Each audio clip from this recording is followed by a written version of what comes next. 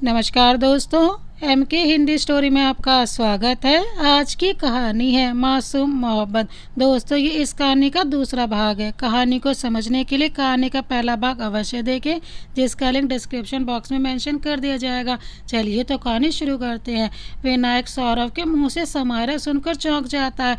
विनायक, तू इसे कैसे जानता है? सौरभ, भाई आई थिंक मैंने इसे जिस स्कूल में देखा था, शायद वहाँ तो सब जानते होंगे इसे।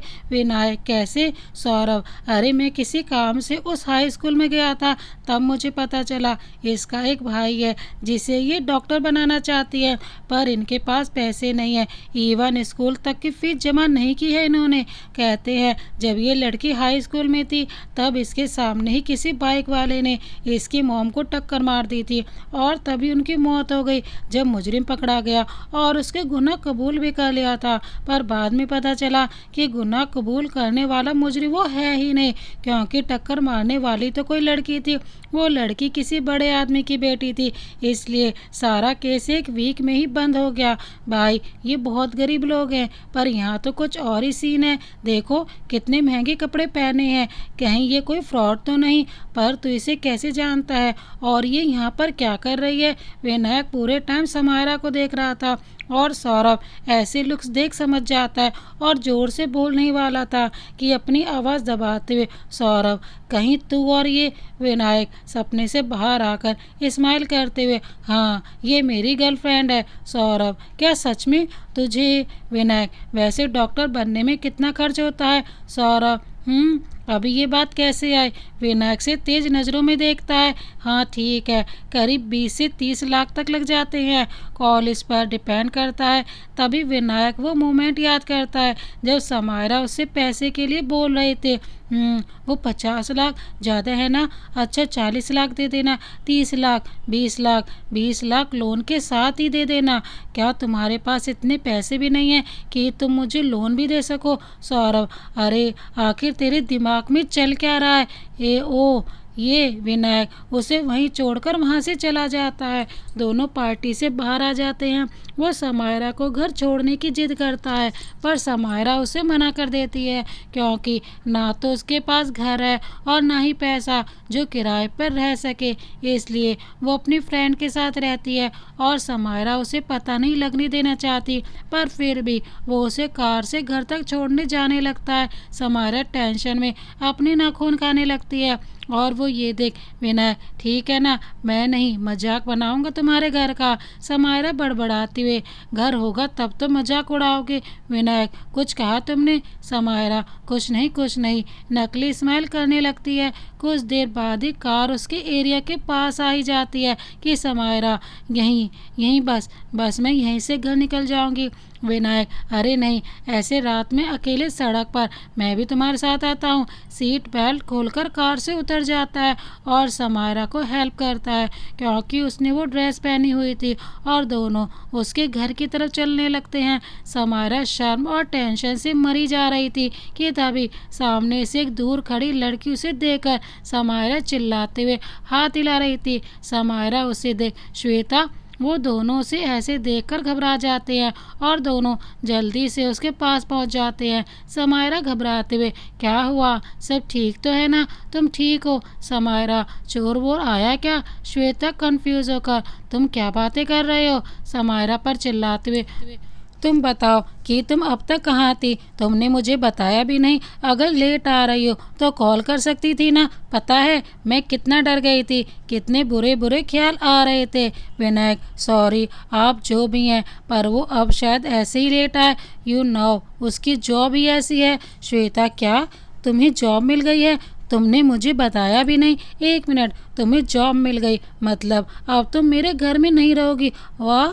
समायरा सर पीटते हुए वहाँ खड़ी रह जाती है। मतलब अब मैं भी मज़े से अपने घर में रह सकती हूँ। भगवान, तूने सुन ली मेरी? विनय, क्या बोल रही है ये? मुझे तो कुछ समझ ही नहीं आ रहा। समायरा, अरे कुछ नहीं, ये ऐसे ही बकवास करती रहती है। तुमने मुझे छोड़ दिया ना, अब तुम अपने घर जाओ, बाय। हाँ, श्वेता को अपने साथ ले जाने लगती है, जो अभी अपनी खुशियों का जश्न मना रही थी।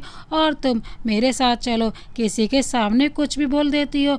विनायक कुछ कदम चला और रुककर समायरा को देखने के लिए पीछे मुड़ा, तो वो अपने दोस्त को डांटते हुए घर में ले जा रही थी और इस पर उसकी मुस्कुराहट छूट जाती है। अगले दिन समायरा भागी भागी उसके घर पहुंचती है और हाँफते हुए हॉल में आती है, जहां विनायक उसे पीट करके खड़ा हुआ था। समायरा हाँफते हुए, क्या क्या हुआ तुम्हें? अरे तुम ठीक तो हो? चोट लगी है या तुम? विनायक, समायरा, क्या? विनायक उसके तरफ फ़ोन में स्टॉप वॉच के साथ घूमता है और स्क्रीन उसकी तरफ करते हुए, विनायक, पूरे 8 मिनट लेट हो तुम। समायरा, क्या तुम्हारा दिमाग खराब है? पता भी है मैं कितनी जल्दबाजी में आई हूँ तुम्हारे लिए। मैं सीढ़ियों से गिरते गिरते बची हूँ, लेकिन तुम्हें क्या? तुम्हें तो कोई फ़र्क ही नहीं पड़ता। विनायक, हाँ ठीक है, बच गई ना। उसकी तरफ चेक बढ़ा देता है। समायरा, अब ये क्या है? विनायक, 50 लाख। समायरा ये सुनकर चौंक जाती है। समायरा के हाथों से चेक छूट जाता है और बड़ी बड़ी आंखें करके कहती है, समायरा, तुम मुझे 50 लाख दे रही हो? विनायक, नहीं दे रहा हूँ। उसके बदले तुम मेरे से प्रॉमिस करना कि अब लोगों से पैसे मांगना बंद कर दोगी और एक अच्छी जॉब करोगी। समायरा की सारी खुशी गायब हो जाती है और तुरंत उसके हाथ से चेक वापस थमा देती है। समायरा, कोई ज़रूरत नहीं है तुम्हारी इस हेल्प की। विनायक सीरियस होते हुए, तुम्हें मज़ा आता है क्या लोगों से मांगने में? अरे फिर बिगड़ी क्यों नहीं बन जाती हो? बिकाऊ बन जाओ। मुझे तो समझ नहीं आता कि आखिर पैसे तुम्हारे लिए इम्पोर्टेंट कैसे हो सकते हैं। समायरा, क्योंकि मैं तुम्हारी तरह अमीर नहीं हूँ, नहीं है तुम्हारी तरह घर। अरे खुद का घर क्या, खुद के कपड़े नहीं है, यहाँ तक कि ढंग से खाने तक के पैसे नहीं हैं, और तुम पूछ रहे हो पैसे इम्पोर्टेंट कैसे हैं? विनायक, तो ये मुझे क्यों नहीं बताया? समायरा, क्या बताती, क्या सुनना है तुम्हें? विनायक, कि उस दिन तुम मुझे बिना ऐसे छोड़कर क्यों चली गई? आज विनायक सब जान लेना चाहता था। उसे लगता था कि शायद उसने पहले उससे पूछा नहीं, इसलिए समायरा ने उसे कुछ नहीं बताया, पर आज वो उससे खुद से पूछता है और सब जान लेना चाहता है। समायरा बात खत्म करते हुए, मैं जा रही हूँ यहाँ से। विनायक को इस जवाब की उम्मीद नहीं थी, वो बस उसे देखता रह जाता है और समायरा वहाँ से जाने लगती है। विनायक, फिर से पहले की तरह भाग जाओगी, सबसे दूर चली जाओगी? तो बस ये बताती जाओ कि कब तक का प्लान है? समायरा, जब तक तुम दूर नहीं हो जाते। और उसके घर से निकल जाती है और विनायक समझ चुका था कि समायरा उससे नफरत करती है। अगले दिन समायरा 9 बजे करीब विनायक के घर के सामने खड़ी डोर बेल बजा रही थी, पर कोई दरवाज़ा खोल ही नहीं रहा था कि वो आवाज़ें लगाना शुरू कर देती है। समायरा, क्या कोई है? विनायक, दरवाज़ा खोलो, मैं बाहर हूँ। अरे कोई है, पर कोई जवाब नहीं आता है और समायरा को उसके घर का पासवर्ड पता था और वो उसके पिन को डालकर दरवाज़ा खोलते हुए, समायरा माफ़ करना, मैं अंदर आ रही हूँ। पर अंदर कोई नहीं था। घर कोने सन्नाटे से भरा हुआ था। वो थोड़ा पूरे में नज़र घुमाती है कि उसकी नज़र टेबल पर पड़े पैम्पलेट पर जाती है, जो एक होटल का था, जिसमें एक कमरे में से एक सुंदर सी समंदर का नज़र दिख रहा था। वो उसे वहीं रख देती है और उसके घर से बाहर आकर उसकी ऑफिस की तरफ निकल जाती है। शायद वो ऑफिस में ही हो, पर जैसे ही वो ऑफिस में पहुंची तो देखा वहाँ काफ़ी मीडिया और इंटरव्यू वाले लोग जमा थे। समायरा उस भीड़ में से कैसे भी करके अंदर आ ही जाती है। तभी सामने उसे सेक्रेटरी शाह दिखते हैं। समायरा उससे कुछ पूछती कि उससे पहले ही सेक्रेटरी शाह उससे पूछ लेते हैं। सेक्रेटरी शाह समायरा से बोले, मिस्टर आहूजा सर कहाँ हैं? समायरा, अरे यही तो मैं पूछ रही हूँ, आखिर वो हैं कहाँ? सेक्रेटरी शाह, पता नहीं, बस ये एक मैसेज छोड़ कर गए हैं। वो समायरा को मैसेज दिखाते हैं जिसमें लिखा था, आप में से कोई भी मुझे ढूंढने नहीं आएगा। सेक्रेटरी शाह, यहाँ उनके लिए मीडिया आई हुई है और उनका पता ही नहीं है। मुझे तो घबराहट हो रही है। समायरा, वैसे ये यहाँ क्यों है? सेक्रेटरी शाह, उन्होंने ही 2 वीक पहले ये कॉन्फ्रेंस रखी थी। समायरा इरिटेटली, आखिर क्या है ये? कल गुस्सा था, आज गायब हो गया है। सेक्रेटरी शाह, क्या वो गुस्सा थे? किस बात पर? क्या हुआ था? अरे पिछली बार ऐसे ही गुस्से में आकर ही तो उन्हें खुद का एक्सीडेंट करा लिया था। अब इस बार पता नहीं क्या करेंगे वो। अब ये बात मुझे मिस्टर आहूजा जी को बतानी होगी, वही इसका कुछ सॉल्यूशन निकालेंगे। समायरा उन्हें रोकते हुए, नहीं आप किसी को कुछ नहीं बताएंगे, मैं उसे लेकर आऊँगी, बस आप यहाँ संभाल लीजिए सेक्रेटरी शाह। ठीक है, पर तुम अपना भी ख्याल रखना और थोड़ा जल्दी आना। समायरा में मुस्कुराकर वहाँ से बाहर निकल जाती है और टैक्सी बुलाकर वो एक बार फिर उसके घर जाती है और वो पैम्पलेट को लेकर टैक्सी ड्राइवर को उस लोकेशन पर जाने के लिए बोल देती है। वो टैक्सी के 8 घंटे ट्रैवल करने के बाद होटल पहुंची। उसने ड्राइवर को कैश में ही पेमेंट की और सीधे होटल में घुस गई। समायरा काउंटर पर जाकर, एक्सक्यूज़ मी, ये मिस्टर विनायक आहूजा कौन से रूम में है? काउंटर वाला आदमी कंप्यूटर पर चेक करते हुए, एक सेकेंड, सॉरी मैम, वो अभी बाहर गए हैं शिप राइड के लिए। समायरा, अच्छा कब तक वापस आएंगे? काउंटर वाला आदमी, नो आइडिया मैम। समायरा, अच्छा कोई और शिप राइड है जिससे मैं उनसे मिल पाऊँ? काउंटर वाला आदमी, श्योर मैम, बट आपको उसकी टिकट लेनी होगी। काउंटर वाला आदमी समायरा को टिकट लेने को बोलता है। समायरा, अच्छा और वो कितने की है? काउंटर वाला आदमी, ओनली 5000। समायरा हैरानी से, ओनली? काउंटर वाला आदमी इस्माइल से, यस मैम। समायरा फटाफट से टिकट लेकर शिप पर चढ़ जाती है। ये टिकट उसके बजट के बाहर थी, फिर भी समायरा विनायक के लिए वो उसमें बैठ जाती है। कुछ देर बाद वो होटल से दूर होकर उस बीच समंदर में वो विनायक के बारे में सोच रही थी। उसे शिप में बैठे बैठे शाम और शाम से अंधेरा छा गया। आसमान में तारे टिमटिमाने लगे और बस उन्हें देखते हुए वो, तुम कहो कहाँ पर? अरे आखिर तुम हो कहाँ? कहा कि तभी विनायक दिख जाता है जो दूसरे शिप में था, जो उसकी दिशा में उल्टी जा रही थी। वो उसी की तरफ रेलिंग के पास खड़ा हुआ था। वही विनायक भी शान से रेलिंग पर खड़ा बस उस समंदर, आसमान और उसमें टिमटिमाते तारे देख रहा था। पर चांद वो कहाँ है? वो ऐसे ये सोच ही रहा था कि नज़र उसके सामने वाले शिप से हाथ हिलाते हुए समायरा देखी। पहले उसे लगा कि वो वहम है, वो खुली आंखों से सपना देख रहा है, या फिर ये उसकी दवाइयों का साइड इफ़ेक्ट है। समायरा ज़ोर ज़ोर से उसका नाम पुकारने लगती है और ज़ोर ज़ोर से अपने हाथ उसके सामने हिलाती है। विनायक को कुछ समझ नहीं आ रहा था और बस वो देखे ही जा रहा था कि तभी समायरा रुक जाती है और उसे ज़ोर ज़ोर से गालियाँ देना शुरू कर देती है और उसे मिडल फिंगर दिखाते हुए ज़ोर ज़ोर से उसका नाम लेने लगती है। ये देख शिप की सिक्योरिटी वाले उसे अपने साथ ले जाने लगते हैं, पर वो ज़बरदस्ती ना जाने की कोशिश करती है।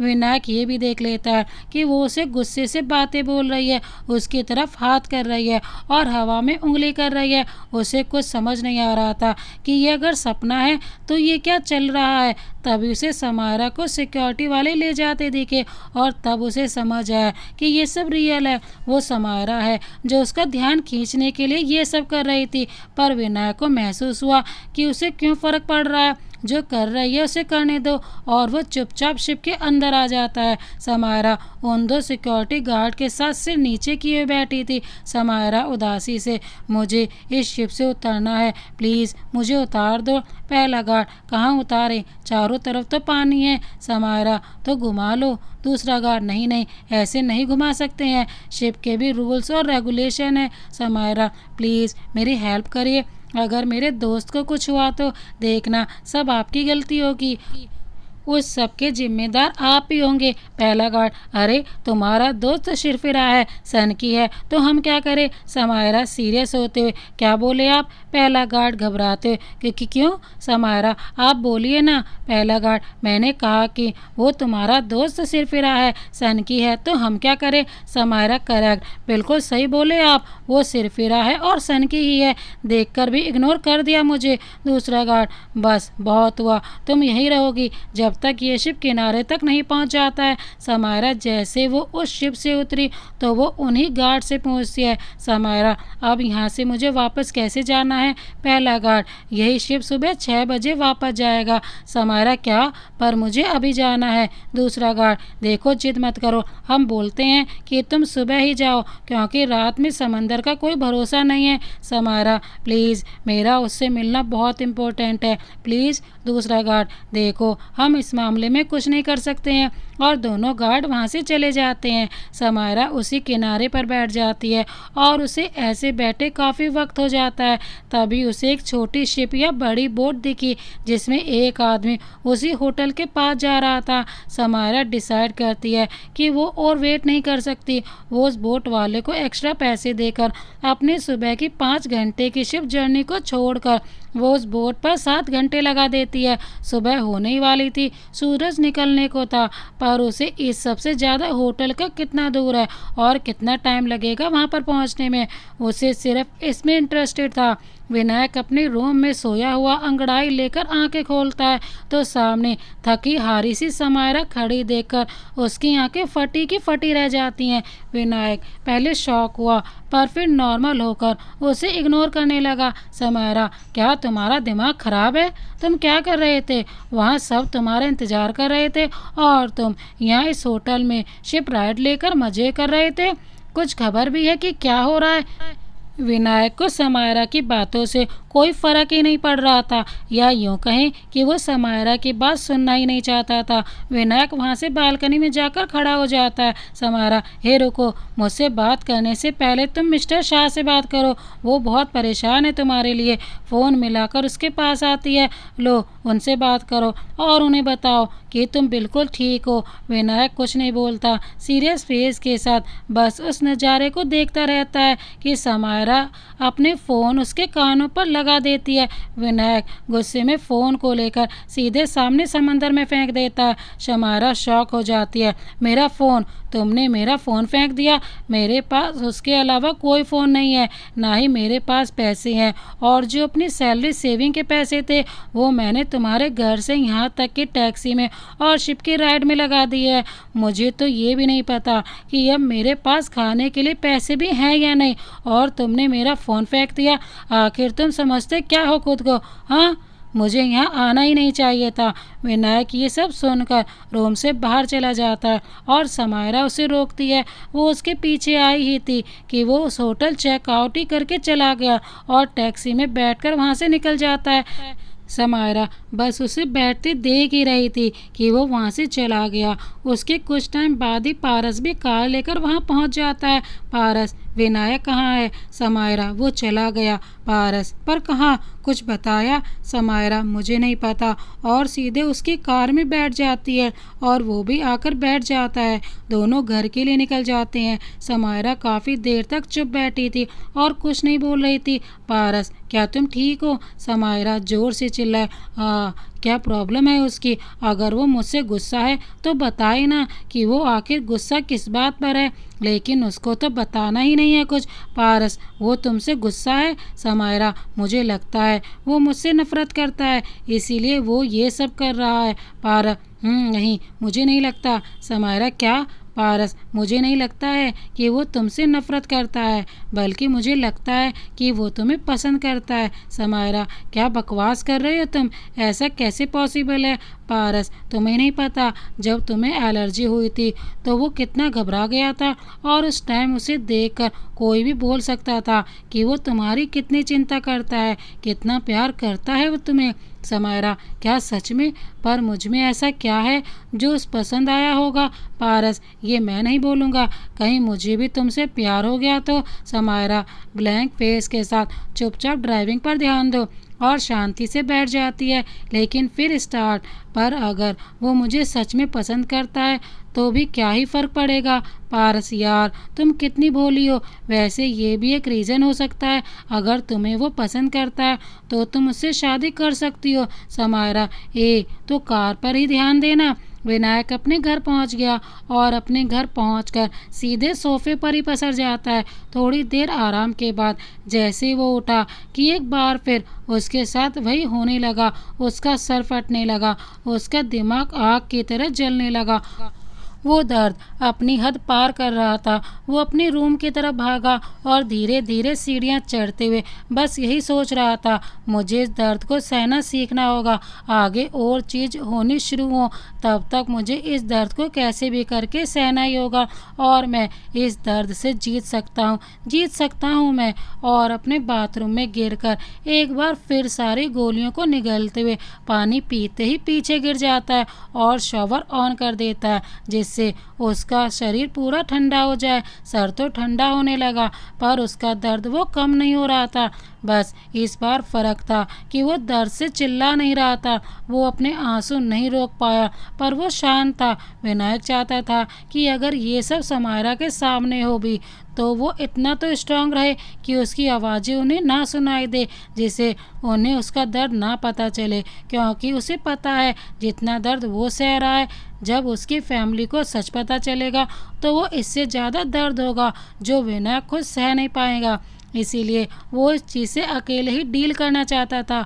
वो अपनी बीमारी के बारे में किसी को भी नहीं बताना चाहता था और बस चुपचाप किसी पर बोझ न बनते हुए इस दुनिया से चले जाएगा।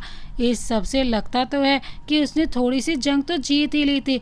विनायक की आंखें खुली और खुद को बेड पर पाता है। वो उठकर जब नीचे आया तो समायरा किचन में कुछ बना रही थी और वो उसे देख, समायरा, अरे उठ गए, तुम बहुत गहरी नींद में सो रहे थे तो मैंने उठाया नहीं। विनायक बिना कुछ बोले बस सीरियस खड़ा उसे देखता रहता है। समायरा, अब तुम ऐसे ही खड़े रहोगे कि वो चम्मच में सब्जी के लिए उसके पास आती है और उसकी तरह चम्मच बढ़ाते हुए खिलाने लगती है, पर वो उससे अपना मुंह फेर लेता है।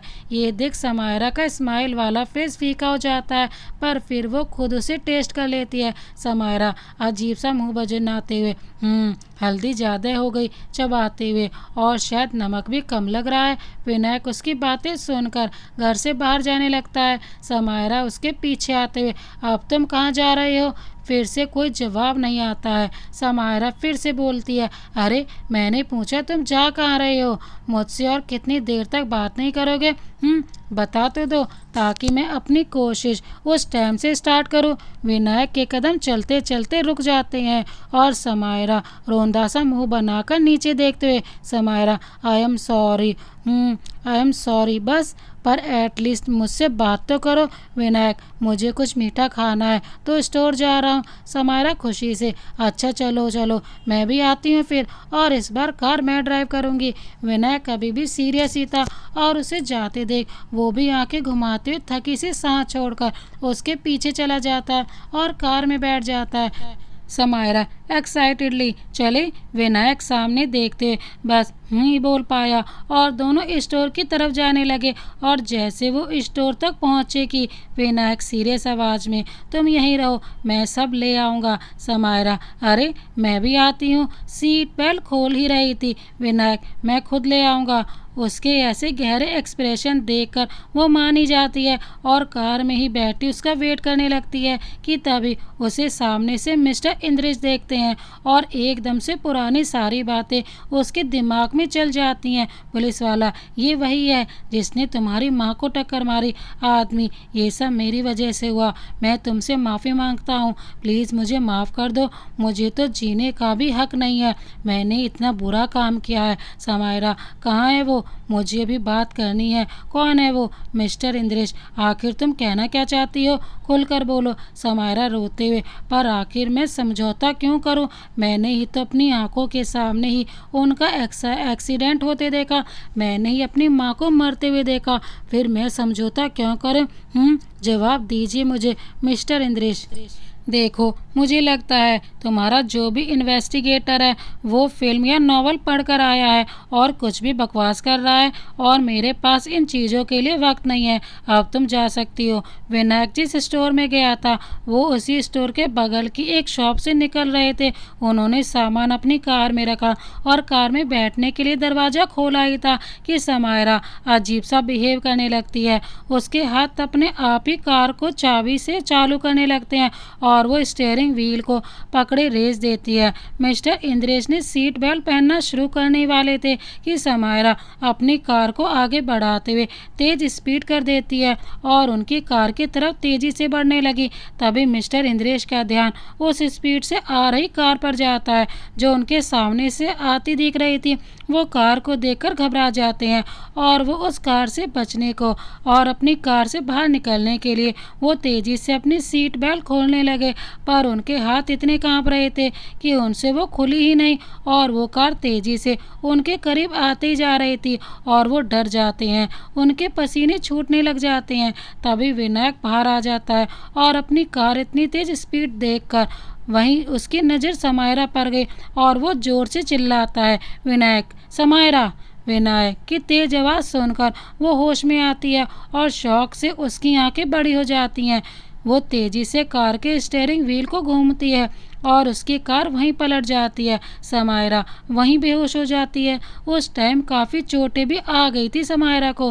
विनायक सीधे उसकी तरफ भागता है और उसे कार से निकालकर अपने हाथों में उठाकर उसे फटाफट हॉस्पिटल ले जाता है। उसे काफ़ी चोट आई थी और उस एक्सीडेंट के 8 घंटे बाद भी वो होश में नहीं आई। वही विनायक पूरे टाइम बैठा। मुझे लगा था इतना टाइम बीतने के बाद वो सब भूल चुकी होगी। वो उस हर चीज़ को भूल चुकी थी जो उसकी मॉम डैड से जुड़ी हुई हैं, इसीलिए वो तो उस टाइम यहाँ से दूर चली गई थी, पर उसे सब याद है। वो अभी भी अपनी मॉम के जुर्मी को ढूंढ रही है। तभी तो उसने मिस्टर इंद्रेश को देखकर उसने एक सेकंड भी नहीं सोचा, बिना सोचे समझे बस कार चलाकर उन्हें मारने के लिए आगे बढ़ गई। अगर मैं नहीं होता तो शायद वो उन्हें मार भी देती। मतलब उसे सब याद है, उसे सब याद है। तभी समायरा की दोस्त वहीं पहुंच जाती है और घबराते हुए, श्वेता, समायरा कहाँ है? ये कैसे हुए? आखिर उसे हुआ क्या है? विनायक, वो अभी अंदर है और वो ठीक है, पर उसके गले पर फ्रैक्चर हुआ है। श्वेता ये सुनकर शॉक्ड हो जाती है और दोनों हाथों को मुंह पर रख लेती है। और विनायक, और उसे टाँके आए हैं। श्वेता, क्या वो सच में ठीक है? विनायक अपने आंसू छिपाते हैं। वैसे तुम कब से उसके साथ हो? श्वेता, जब से उसकी मॉम की डेथ हुई है मैं तब से उसके साथ ही हूँ। तुम्हें नहीं पता, समायरा हर मामले में झूठ बोलती है कि उसे फ़र्क नहीं पड़ता, ना उसे किसी की चिंता है। वो कहती है कि वो बस अमीर होना चाहती है, पर असल में वो बस अपनी मॉम के कातिल को ढूंढना चाहती है। उसका वही मकसद है और उसके लिए वो कुछ भी कर सकती है। विनायक गुस्से से भर जाता है और डिसाइड करता है कि कैसे भी करके अब वो उसकी मॉम के एक्सीडेंट करने वाले या करवाने वाले को ढूंढ कर ही रहेगा। समायरा को होश आया और वो धीरे धीरे करके आंखें खोलते हुए हिलने की कोशिश करती है कि नर्स उसे रोकते हुए लेटने को ही बोल देती है और डॉक्टर को इन्फॉर्म करवा देती है। समायरा, आखिर मैं यहाँ कैसे आई? डॉक्टर, क्या तुम्हें याद है कि लास्ट तुम्हारे साथ क्या हुआ था? समायरा, हाँ, मैं कार चला रही थी तो मेरी कार पलट गई, पर मैं यहाँ कैसे आ गई? मुझे यहाँ नहीं होना चाहिए था। मेरे पास इतने पैसे नहीं हैं कि मैं यहाँ इलाज करा सकूँ। मैं जा रही हूँ। डॉक्टर, रिलैक्स, लेट जाओ, तुम्हें कुछ पे नहीं करना है, सब मिस्टर आहूजा दे रहे हैं। समायरा आ भरते, विनायक? डॉक्टर, नहीं, मिस्टर राजेश आहूजा। समायरा हैरानी से, क्या उन्हें पता है मैं यहाँ हूँ? डॉक्टर, हाँ, और अब तुम आराम करो, जितना आराम करोगी उतनी जल्दी ही ठीक हो जाएगी। समायरा, क्या मैं फ़ोन या कॉल कर सकती हूँ? डॉक्टर, हाँ, नर्स इनको फ़ोन दे देना। नर्स हामी भरकर वो उसे फ़ोन दे देती है और वो सीधे नील को फ़ोन मिला देती है। समायरा, नील, तुम ठीक हो? नील, ये तो मुझे पूछना चाहिए, तुम ठीक हो? तुम हो कहाँ? मैंने कितनी बार फ़ोन मिलाया, तुम्हारा फ़ोन स्विच ऑफ आ रहा है। समायरा, हाँ, वो टूट गया है। तू वो छोड़, तू अच्छे से खा रहा है, अच्छे से पढ़ रहा है ना? नील, तुम मेरी पूछती रहती हो, पर कभी खुद के बारे में बताया? हाँ, बताया कि तुम अच्छे से खा रही हो, तुम अच्छे से रह रही हो। जवाब दो, तुम्हें मेरी फ़िक्र रहती है, पर तुम खुद का ख्याल तो रखती नहीं हो। आखिर कब तक ऐसे चलेगा? समायरा के आंसू आने शुरू हो जाते हैं। मैंने कितनी बार कहा कि मुझे जॉब करने दो, मैं जॉब करके तुम्हारे साथ कमाऊंगा तो हम ज़्यादा अच्छे से जी पाएंगे, समायरा, फिर तेरे डॉक्टर बनने का क्या, उसका क्या? मैं तो ऐसे जी रही हूँ, पर आगे तुझे ऐसे जीते नहीं देख सकती हूँ। तो प्लीज़ पढ़ाई पर ध्यान दे और अच्छे से कॉलेज में एडमिशन लेकर डॉक्टर बन। और फ़ोन रखकर रोना शुरू कर देती है। वहीं विनायक उसी पुलिस स्टेशन में जाता है जहाँ समायरा ने अपनी मॉम की रिपोर्ट लिखवाई थी और उसी पुलिस वाले से बात करता है। पुलिस वाला, वो केस काफ़ी सिंपल था, पर कन्फ्यूज़न तब हुई जब उस लड़की ने कहा कि ये आदमी उसकी माँ को टक्कर मारने वाला नहीं है, वो तो एक लड़की थी। तभी मैं समझ गया था कि ये केस किसी बड़ी पार्टी या नेता से रिलेटेड है। इसीलिए तो एंड टाइम पर मिस्टर इंद्रेश इस केस में आ गए, वरना वो इतने बड़े वकील आखिर इस छोटे से केस पर क्यों दिलचस्पी लेने लगे। विनायक ध्यान से सब सुन रहा था। तो तुम्हारे हिसाब से कौन हो सकता है जो ये सब कर रहा है? पुलिस वाला, अगर हमें ये पता होता तो ये केस सॉल्व ही ना हो जाता। विनायक थोड़ी देर सोचता है। हाँ, आपका थैंक यू, आपने मेरी हेल्प की। पुलिस वाला, ये तो मेरा फ़र्ज़ था। वैसे वो लड़की अब है कहाँ पर? कहाँ है वो लड़की? विनायक, वो ठीक है कहकर वो उस पुलिस स्टेशन से सीधे समायरा के पास ही पहुंच जाता है। समायरा बेड पर लेटी आराम ही कर रही थी। विनायक हंसते हुए, अरे मरी नहीं तुम? समायरा, हाँ, लगता है तुम्हारी ही दुआ आ गई। ओहो, तुम मुझसे बात करने लगे, ये कैसे हो गया? विनायक, बस एक्सीडेंट का जादू चल गया मुझ पर। चलो अब ये खाना खाओ और दुआ के साथ दवाई भी लो। समायरा, तुमने कुछ खाया? विनायक, तो ये इतना सारा खाना तुम खाने की सोच रही हो? पेट है कि पिटारा? समायरा, कुछ भी, वो तुम्हें क्या, तुम खाना निकालो। विनायक सारे खाने के ढक्कन खोलता है और समायरा का उतरा सा मुंह देखकर, विनायक, क्या तुम्हारा फेस क्यों सूखी रोटी सा हो गया है? समायरा गंदा सा मुंह बनाते हुए, क्या है ये सब? खिचड़ी, दलिया, ये पानी वाली दाल, क्या बीमारों वाला खाना लेकर आए हो? मैंने तो सोचा कुछ अच्छा सा लाओगे, लेकिन तुम तो। विनायक, तुम हॉस्पिटल में हो, ये देख लो। चारों तरफ हाथ घुमाते हुए, इसका मतलब तुम बीमार ही हो। समायरा, मुझे नहीं खाना है ये। विनायक, ठीक है, मैं ही खा लेता हूँ। और वो चम्मच उठाकर दलिया खाना शुरू कर देता है। समायरा देखकर शॉक हो जाती है, क्योंकि वो बीमार नहीं है, फिर भी उसके लिए खा रहा है और देखकर वो भी चम्मच उठाकर खाना शुरू कर देती है। विनायक, वैसे हमने लास्ट टाइम पर एक साथ खाना ऐसे स्कूल में ही खाया था ना? इस पर वो रुककर उसके फेस को देखता है। इस पर समायरा भी उसके फेस को देखती है और दोनों की नज़रें एक टाइम के लिए वहीं थम जाती हैं और दोनों एक दूसरे में खो से जाते हैं। विनायक मिस्टर इंद्रेश के सेक्रेटरी आनंद त्यागी से मिलता है, क्योंकि उस केस की सारी इन्फॉर्मेशन को इकट्ठा करने की सारी जॉब उसी की थी, पर हाल ही में मिस्टर इंद्रेश ने उसे निकाल दिया और अब वो नौकरी की तलाश में दर दर भटक रहा था। विनायक उसका पीछा हर उस जगह करता है जहाँ जहाँ वो गया, सारे कैफ़े, जॉब कंपनी, लॉयर्स के घर, सब जगह पर। वहीं जब शाम को अपने घर की बिल्डिंग की सीढ़ी चढ़ रहा था कि आनंद उस पर हमला कर देता है। वहीं विनायक अपने बचाव करने लगता है और दोनों की छीना झपटी शुरू हो जाती है। विनायक उसे कुछ ज़्यादा जोर दिखाते हुए मारने वाला था कि वो रुक जाता है और अपनी पकड़ ढीले करते। विनायक, मैं ये नहीं कर सकता, तुम्हारी बेटी हॉस्पिटल में है, तुम्हें उससे मिलना चाहिए। आनंद हैरानी से, तो तुम्हें कैसे पता? विनायक उसे फिर भी पकड़े हुए, मैं बस तुमसे एक बात जानना चाहता हूँ कि समायरा वाले केस में किसने उसकी माँ को टक्कर मारी थी? आनंद, मुझे नहीं पता कि तुम क्या बातें कर रहे हो। विनायक गुस्से से एक बार फिर उसका कॉलर पकड़ लेता है। मुझसे झूठ मत बोलो, तुम्हारी बेटी की वजह से छोड़ रहा था, पर झूठ बोला तो मेरा गुस्सा और ज़्यादा बढ़ जाएगा। तो बताओ, कौन थी वो लड़की जिसने उसकी माँ को टक्कर मारी थी? वो फिर भी कुछ नहीं बोलता है। अब विनायक को बहुत ज़्यादा गुस्सा आ रहा था।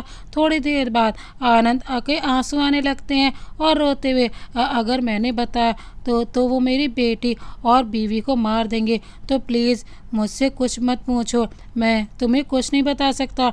और वो रोते वहीं बैठ जाता है। विनायक वो शांत हो जाता है और वहीं सीढ़ियों पर उसके सामने बैठ जाता है। थोड़ी देर दोनों चुप बैठे रहते हैं।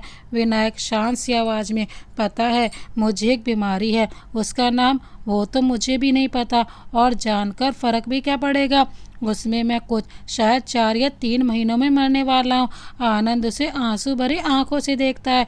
मैं झूठ नहीं बोलता, मैं मरने वाला हूँ। मैं अच्छे से खा रहा था, सो रहा था, एक्सरसाइज कर रहा था, पर फिर भी मैं मर रहा हूँ। मुझे बीच बीच में होती हैं ये चीज़ें, अजीब चीज़ें, पर मैं तुमसे ये कहना चाहता हूँ कि दुनिया में मेरी एक ही विश रही है, समायरा को खुशी देखना, और वो खुशी तब ही होगी जब तक उसे उसकी माँ का कातिल मिलेगा।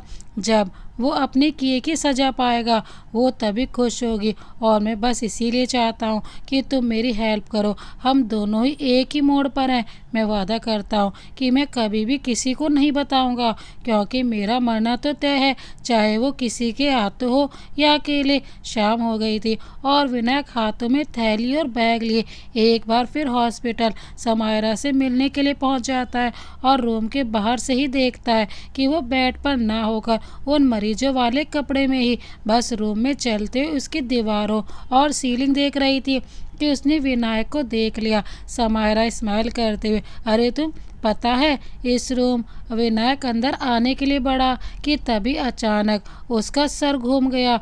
उसे धुंधला दिखने लगा, सब डबल दिखने लगा, पर फिर भी वो धीरे धीरे अपने कदम बिना लड़खड़ाए आगे बढ़ाता है। समायरा की बातें कह रही थी, पर उसे कुछ सुनाई नहीं दे रहा था कि विनायक मन में सोचता है, नहीं नहीं प्लीज़ अभी नहीं, मैं उस टाइम उसे कुछ नहीं बताना चाहता, प्लीज़ अभी कुछ ना हो, अगली बार चाहे मुझे मार देना, पर अभी उसके सामने कुछ नहीं।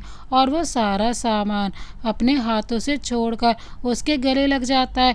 एक टाइम के लिए समायरा चौंक जाती है और विनायक उसे कुछ सेकंड तक गले लगाए रखता है। समायरा अभी भी गले लगे हुए, इतना काफ़ी है, अब छोड़ दो मुझे। विनायक खुद को नॉर्मल करते हुए, कुछ मिनट और। समायरा थोड़ी देर बाद, अब विनायक बोला ना, थोड़ी देर और। समायरा सांस छोड़ देती है थकी सी आवाज़ में, अब ठीक है। कुछ जवाब नहीं आता।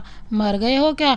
विनायक उससे दूर हटते हुए, बिल्कुल ठीक हूँ। ओके, तो तुमने खाना खाया? समायरा, ओ प्लीज़, मैं उस मरीजों वाले खाने से पक गई हूँ, वही दाल, खिचड़ी, दलिया, पानी वाली दाल। हाँ विनायक, चलो तुम्हें अच्छा खाना खिलाते हैं, डॉक्टर ने तुम्हें डिस्चार्ज कर दिया है, तुम घर जा सकती हो। समायरा, सच में? पर हाल देखो मेरा, मैं कैसी लग रही हूँ इन मरीजों वाले कपड़े में। विनायक बैग दिखा देता है। समायरा कपड़े चेंज कर सीधे उसके सामने आती है और विनायक उससे बाल ठीक करते हुए उसकी तरफ स्माइल करता है। समायरा चले।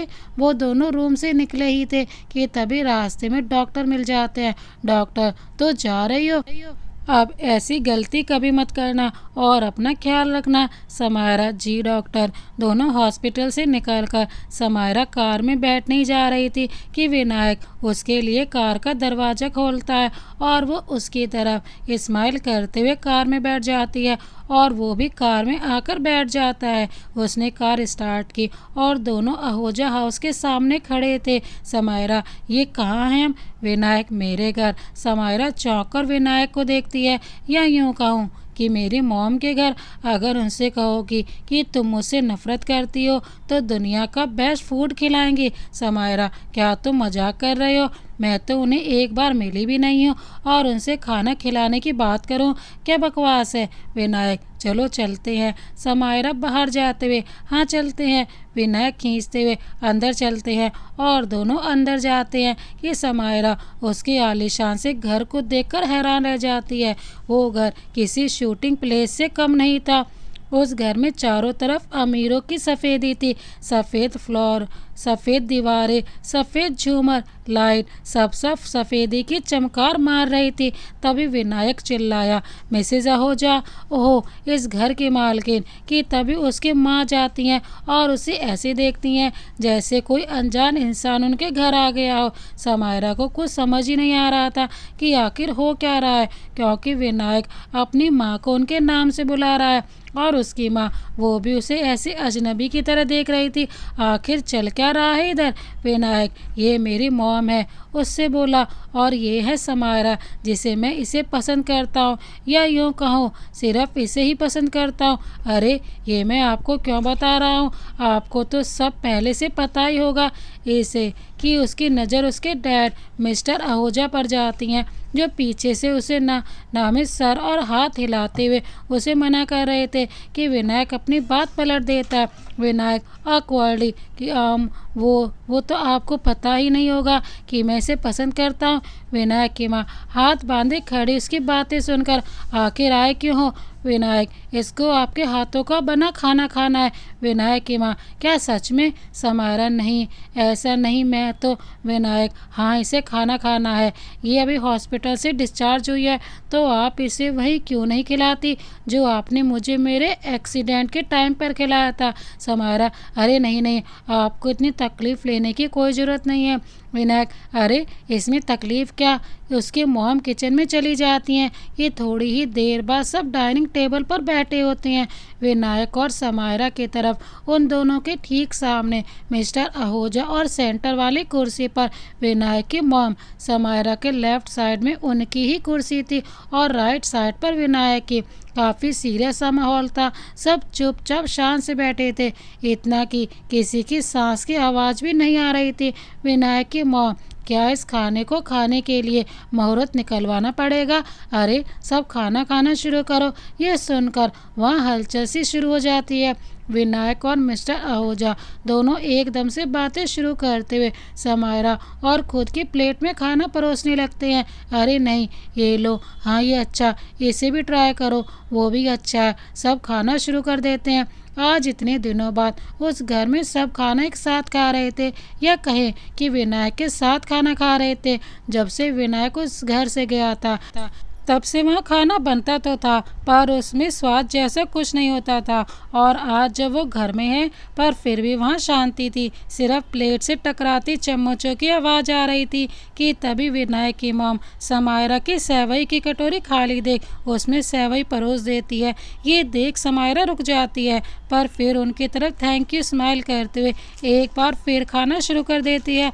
विनायक उन दोनों को देख रहा था। समायरा विनायक से, तुम नहीं ले रहे, ये तो तुम्हारी फेवरेट है। विनायक अपनी माँ को देकर, रहने दो, बिना मन के देंगी, बेफालतू में पेट खराब हो जाएगा, छोड़ो तुम खाओ। पर उन बातों का उसकी माँ पर कोई फ़र्क नहीं पड़ा। जैसे ही सबका खाना खत्म हुआ, वो फिर से किचन की तरफ चली गई।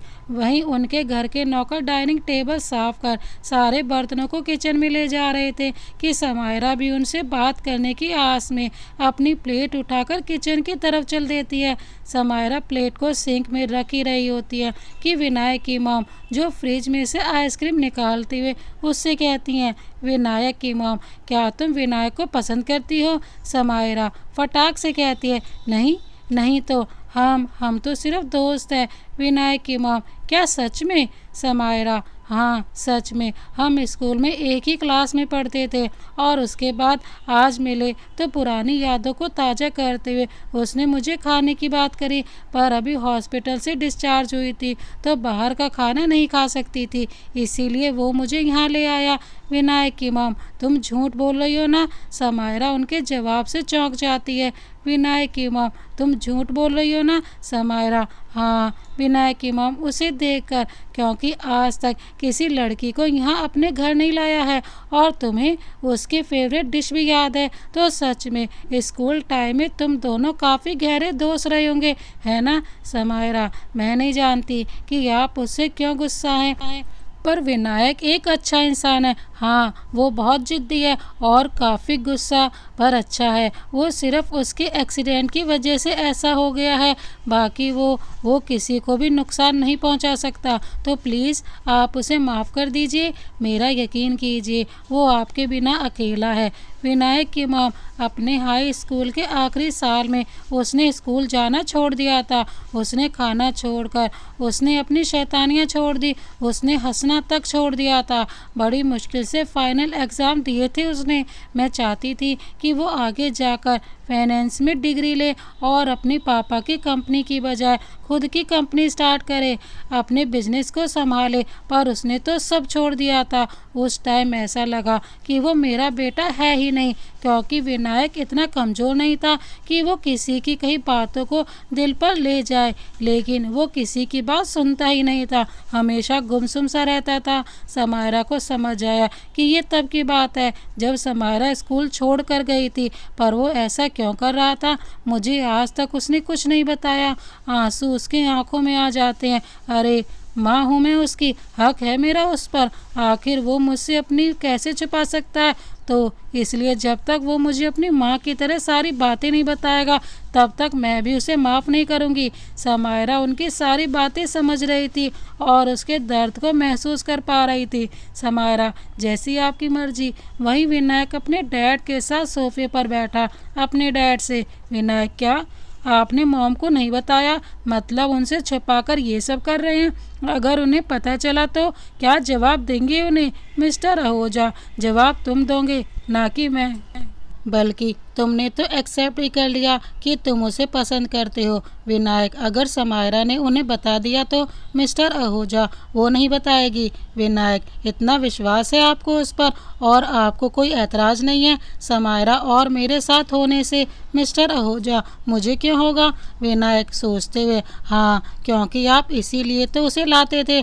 अगर मैं कहूँ कि ये मैं कॉन्ट्रैक्ट के लिए कर रहा था तो? मिस्टर आहूजा, तो भी कोई बात नहीं। अगर तुम उसे 6 मंथ के अंदर प्यार कर बैठे तो किसी से भी प्यार कर सकते हो, ठीक है? विनायक सोच में पड़ जाता है कि वो समायरा पर इतना विश्वास कैसे कर सकते हैं। आखिर उनका प्लान सिर्फ विनायक को 6 मंथ के लिए ही रखना था या कुछ और ही सोचकर बैठे हैं कि तभी समायरा और विनायक की माँ आइसक्रीम ले आती है। दोनों को देखकर वो चौंक जाते हैं। दोनों आइसक्रीम ख़त्म कर उनके घर से निकल ही रहे होते हैं। समायरा दरवाजे पर खड़ी उन्हें बाय कहकर जा रही थी। दोनों बहुत प्यार से समायरा को देख रहे थे। विनायक की माँ, अपना ख्याल रखना और हो सके तो दोबारा भी आना। समायरा उनकी तरफ स्माइल करते हुए हाँ में जवाब देती है। विनायक, हाँ हाँ, अब तो आना जाना लगा ही रहेगा। विनायक की माँ, तुम्हें आने की ज़रूरत नहीं है। विनायक अपनी बेइज्जती पर, हाँ हाँ ठीक है, वैसे भी मुझे भी कोई शौक़ नहीं है इस घर में आने का। नाम तो हटा ही दिया है, अब घर से भी दफ़ा कर दो। आपसे तो बात ही करना बेकार है, मैं जा रहा हूँ यहाँ से। जब आपका फैमिली सीरियल पूरा हो जाए तो बाहर आ जाना, मैं कार में बैठा हूँ। समायरा सबको बाय बोलती है और बाहर आकर कार में बैठ जाती है। दोनों समायरा के घर की तरफ निकल जाते हैं और उसके घर आते ही वो कार वहीं रोक देता है। समायरा उतरते हुए, वैसे तुम्हारी मॉम और तुम्हारे बीच क्या हुआ है? मुझे कुछ समझ नहीं आया। तुम्हारी मॉम तुमसे इतना नाराज़ क्यों रहती हैं? विनायक, इसके अलावा अभी कुछ और बात करते हैं। समायरा, ओके, तो कल मिलते हैं। क्या तुम मुझे सच में पसंद करते हो? विनायक स्माइल करते हुए, बिल्कुल, तब भी और अब भी। समायरा जम सी जाती है और ऑकवर्ड हो जाती है। कल मिलते हैं और फटाफट कार से उतरकर घर में चली जाती है और धम से दरवाजे को बंद कर अपने बेड पर लेट जाती है। उसका दिल जोरों से धड़क रहा था और उसकी सांसें बहुत तेज़ थी। समायरा अपने लाल गर्म फेस को छूती है। अरे ये क्या हो रहा है मेरे साथ? अगले दिन जब समायरा उठी और बस मुस्कुराए जा रही थी, तभी श्वेता नोटिस करती है कि वो पूरे 1 मिनट से चाय के कप को देख के मुस्कुराए ही जा रही है, पर उसका कप खाली है।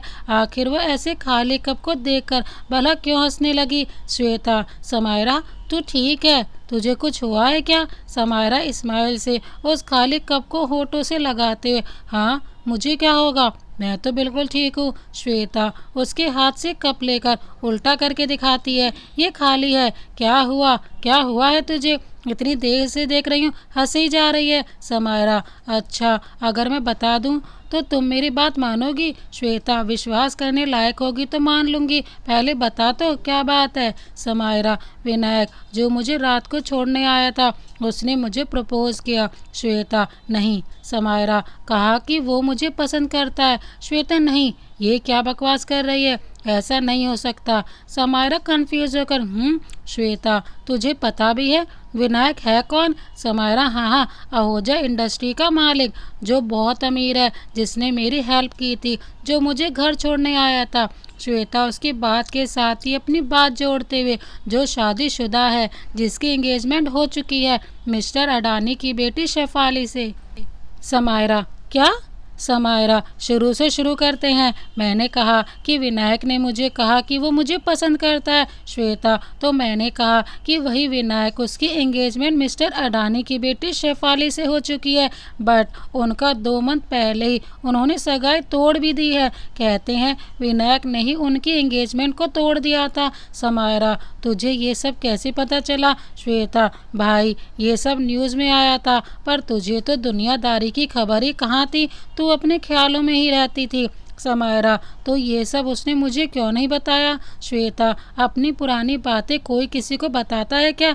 और सीरियस होते हुए, देख समायरा, ये इन अमीरों की बातें हमसे अलग है। वो आज किसी के साथ, कल किसी और के साथ, परसों पता नहीं किसके साथ होगा। समायरा गुस्से भरी आंखों से, अभी चुप हो जा।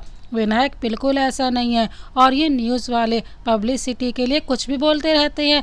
मुझे पता भी है कि वो कितना अच्छा है और जिम्मेदार इंसान है। श्वेता, अच्छा, कुछ सालों पहले ही विनायक ने एक बुजुर्ग आदमी को बाहरी सड़क पर अपनी ही कार से टक्कर मार दी थी। क्या तुझे ये भी नहीं पता? वो आदमी 4 दिन हॉस्पिटल में रहा है। वो तो भगवान की निगाह सीधी थी जो वो आदमी जिंदा बच गया, वरना उसे जेल में जाने से कोई नहीं रोक सकता था। ये बताया है उसने तुझे कभी? समायरा शांत पड़ जाती है, क्योंकि उसे समझ ही नहीं आ रहा था कि कौन सा विनायक सही है, वो जो श्वेता बता रही है या वो जो उसने खुद अपनी आंखों से देखा। पर कभी कभी आंखों से देखा भी सही नहीं होता है, पर वही कानों सुनी बात पर भी विश्वास करना बेवकूफ़ी होती है। आखिर कौन सा विनायक असली है? श्वेता उसके कंधों को पकड़कर अपनी तरफ खींचती है। समायरा, मैं अभी भी बोल रही हूँ, ये अमीरों की दुनिया हमारी दुनिया से बहुत अलग है, और विनायक कैसा भी इंसान हो, पर आखिर में दर्द तुझे ही होगा।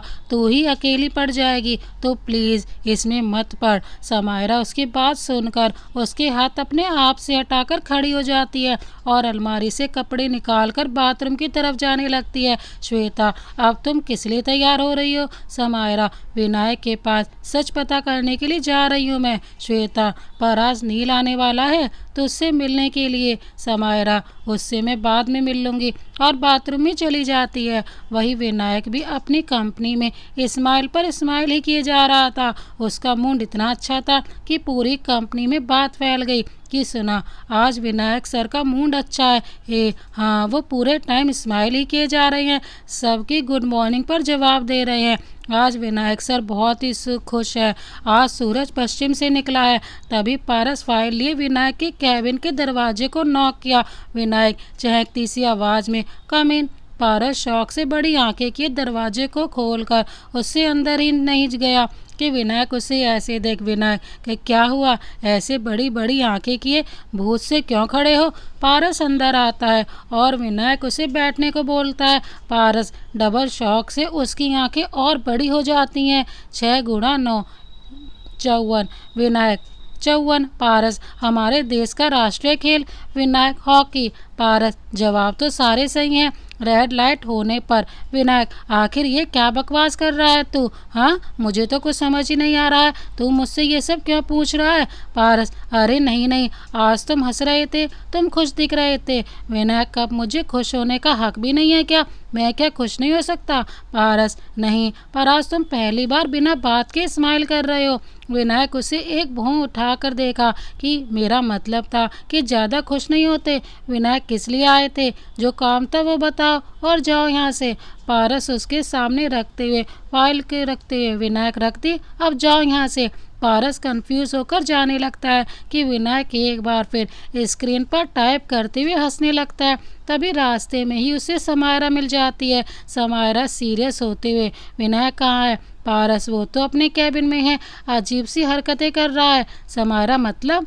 पारस, पता नहीं, बस अकेले अकेले हंसे ही जा रहा है। समायरा उसे बिना कुछ बोले सीधे विनायक के कैबिन में चली जाती है।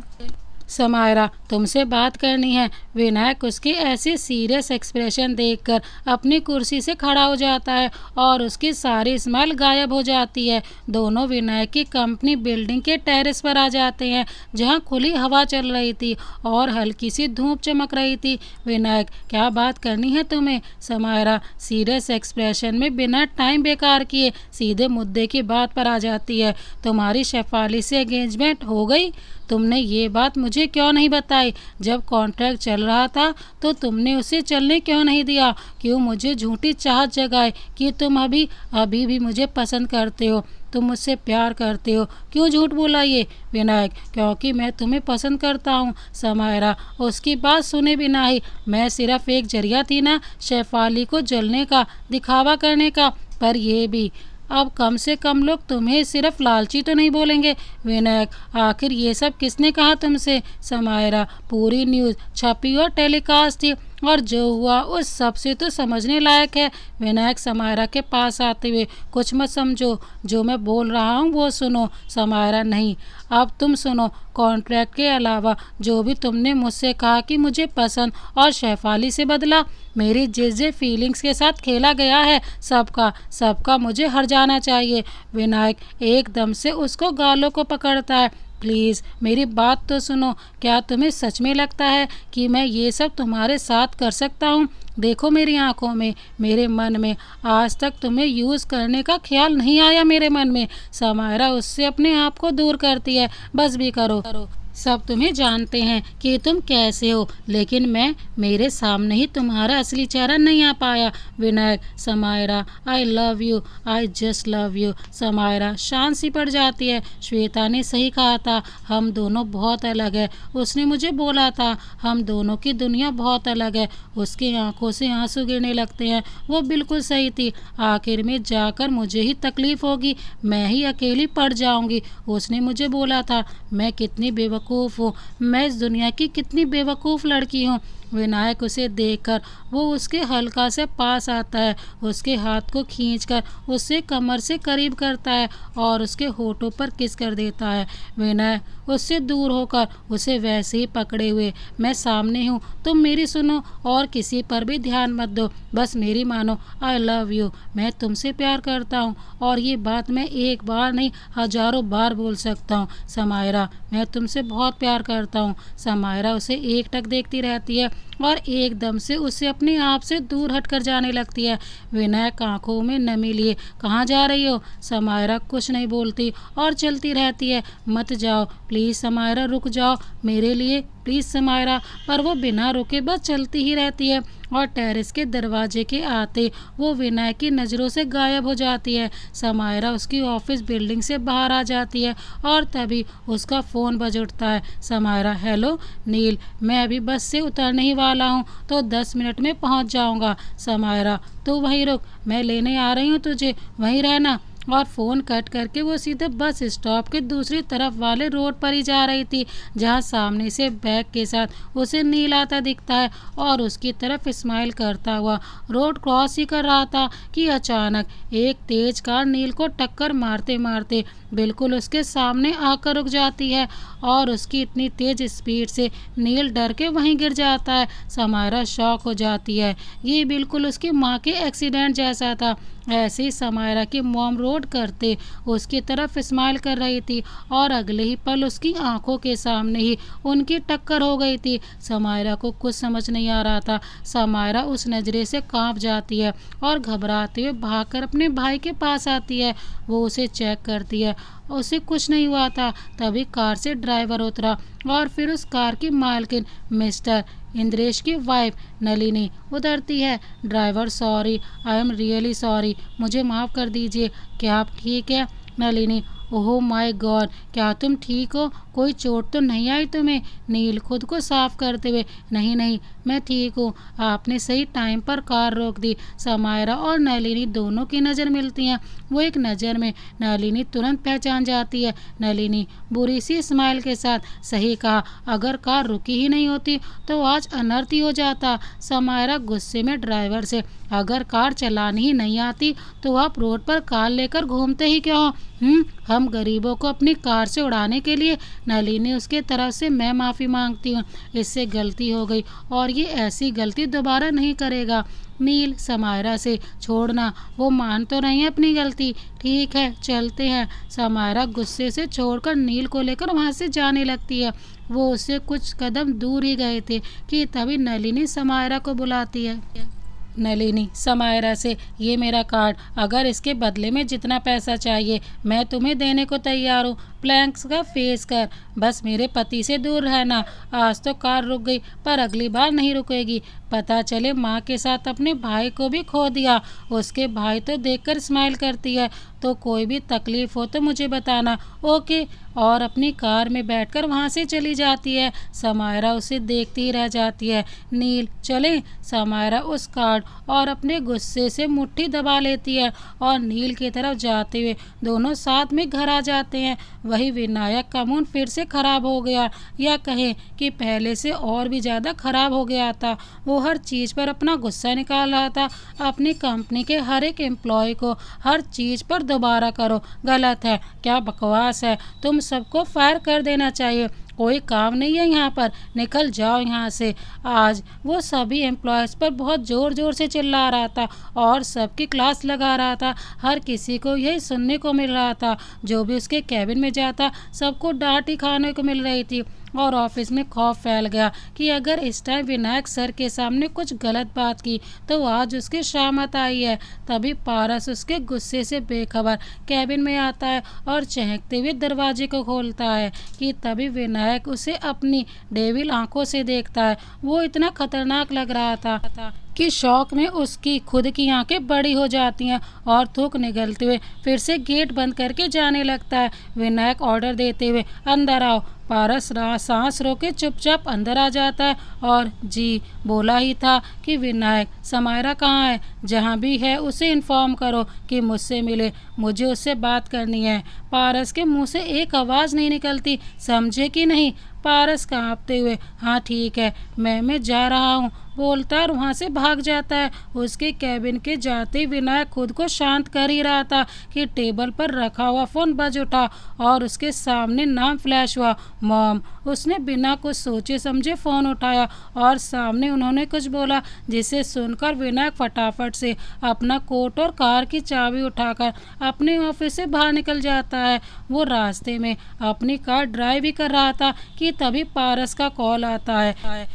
विनायक कार चला रहा था और कार चलाते चलाते ही वो कॉल पिक करता है। विनायक, हाँ क्या हुआ, समायरा मिली क्या? पारस, हाँ, पर शौक मत होना, समायरा पुलिस स्टेशन में है। विनायक, क्या?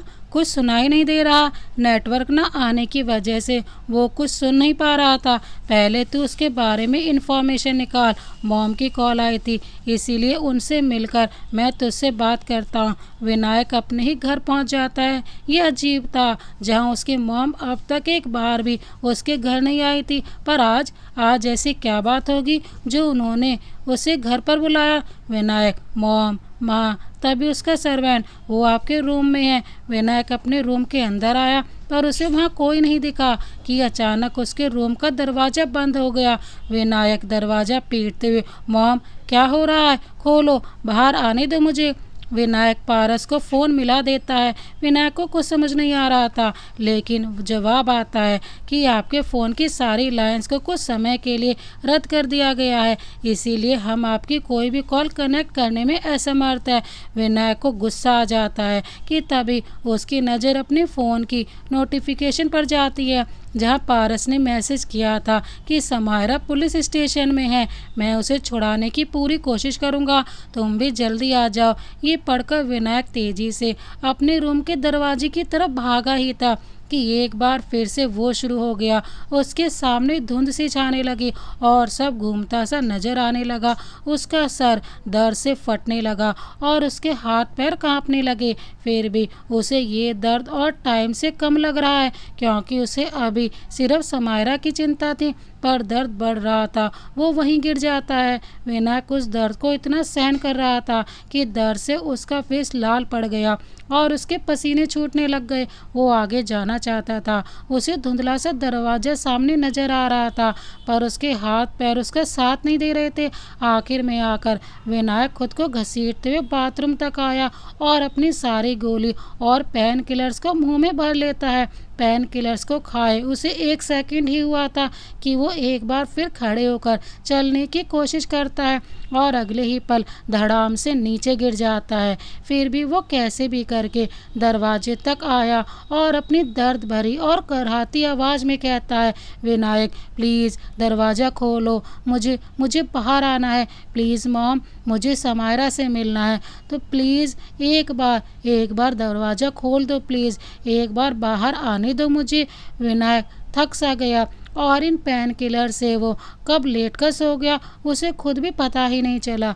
तो दोस्तों, इस कहानी को यहाँ तक देखने के लिए आपका बहुत बहुत धन्यवाद। इस कहानी को आगे देखने के लिए देखिए इस कहानी का अगला भाग, जिसका लिंक डिस्क्रिप्शन बॉक्स में मेंशन कर दिया जाएगा। इस कहानी का अगला भाग देखने के लिए हमारे चैनल को जल्दी ही सब्सक्राइब कर बेल आइकन को प्रेस करना ना भूलें। क्या विनायक समायरा तक पहुंच पाएगा? क्या विनायक समायरा से शादी करेगा या फिर समायरा की किसी और से शादी होगी और विनायक उसे छोड़कर हमेशा हमेशा के लिए इस दुनिया से चला जाएगा? देखने के लिए देखिए इस कहानी के अगले भाग में। Thank you so much. Vande Mataram.